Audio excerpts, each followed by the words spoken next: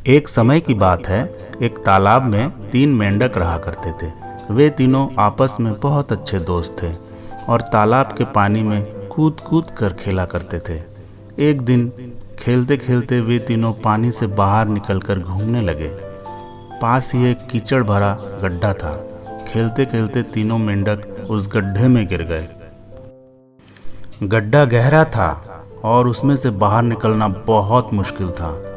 तीनों मेंढक एक दूसरे को कोसने लगे, लेकिन गड्ढा इतना गहरा था कि बाहर निकलने की उम्मीद नहीं थी। गड्ढे के बाहर से कुछ दूसरे जानवर उन्हें देखकर कहने लगे, तुम लोग कभी बाहर नहीं निकल पाओगे, यह गड्ढा बहुत गहरा है, कोशिश करना बेकार है दोस्त।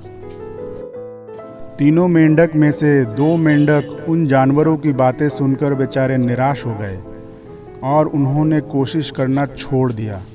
थोड़ी देर बाद वे थक कर मर गए, लेकिन तीसरे मेंढक ने हार नहीं मानी।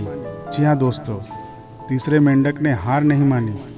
वह बार बार ऊंची छलांग लगाता रहा, बार बार कोशिश करता रहा, बाहर खड़े जानवरों की बातों की ओर ध्यान नहीं दिया और अंत में पूरी ताकत से छलांग लगाकर बाहर आ गया। बाहर आते ही जानवरों ने उस मेंढक से पूछा, तुमने हमारी बातों पर ध्यान क्यों नहीं दिया? तब उस मेंढक ने कहा, दरअसल मैं बहरा हूँ, मुझे तुम्हारी बातें सुनाई नहीं दी। मैं तो समझा कि तुम मुझे प्रोत्साहित कर रहे हो, इसीलिए मैं बाहर आने के लिए और जोर लगाता रहा।